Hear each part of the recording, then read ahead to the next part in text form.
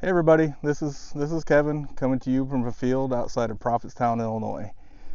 Today I wanted to talk a little bit about soybeans. I've been getting a few calls over the last day or two. This is being filmed on Saturday, May 10th, and been getting some texts and some calls over the last day or two about soybean emergence and crusting on the soil surface. And with that crust on the soil surface, we're struggling to get some beans to come up and emerge out of those conditions, especially the earlier planted ones, those, let's say April 15th to April 20th range. We had really good conditions, planting conditions, soil conditions were good. We got those planted in the moisture. Then we got some rain on top of it, and we got a crust. And so I'm outside this field in Prophetstown looking at these beans, and I'm going to go ahead and switch my camera over. You can see these beans are anywhere from coming out, we're at the first true leaf out, the first single leaf past the cotyledon, to a spot here coming up that has nothing coming from it. Then I dug a little bit. You can see this bean, if I can find it, is really struggling here. It's yellow.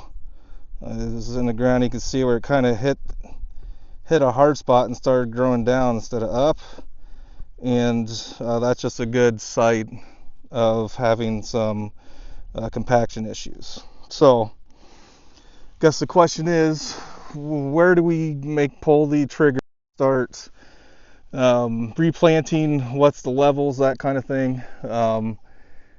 In my mind, it's really up to the farmers and what their tolerances are. And where actually we started with populations themselves. If you started in 140 to 160,000 range and you can get 80 to 100,000 of those up, and it's pretty consistent, and it's let's say even emergence across the field, even though it's a little light, you should be good. Yield will be fine at the end of the year.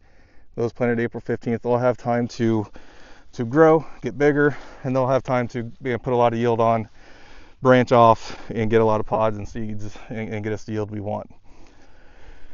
If you started closer to that 100 to 120, 30,000 range, and you're only getting 50, 60,000 up, then yeah, we probably need to go in there and spike some more beans in.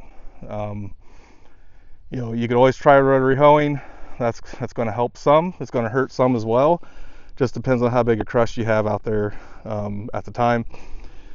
So if you get to that spot where you feel like you need to replant, definitely reach out to your local seed pro as quickly as you can, so we can source the seed and get it there for you guys.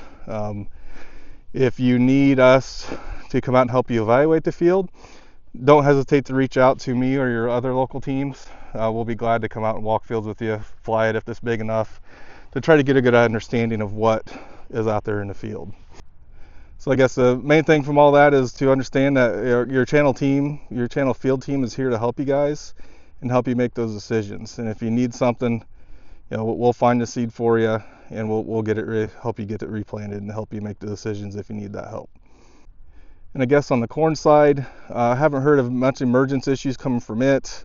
I do know I've heard up from the northern edge of my territory, up in the Ellens area, in the Lanark, Polo area, that there are some corn emergence issues on that week after Easter timing. Got some rains right after there, and once again got some crust, and the corn struggling to come up from there. Once again, that's, if it's really low, then we're probably going to tear it up and restart on that field.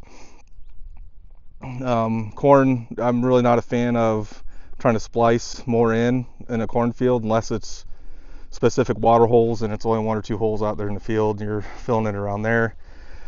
But if it's the whole field, consistent emergence issues, then we need to tear that field up and replant it. Once again, reach out to your channel seed pros, and we'll be sure to find the seed that you need. Glad to come out and help you guys evaluate and walk and talk through your options at the time.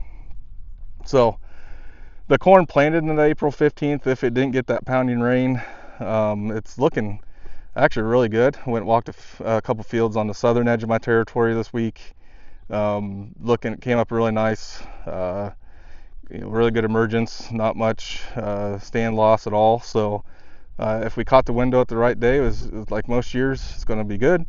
If you caught a wrong window for a day or two and planted something, we might have to do a little bit of replant. So as always, if you ever need anything, don't hesitate to reach out. I'll be glad to help you guys through anything. Have a great week, and we'll be talking later. See ya.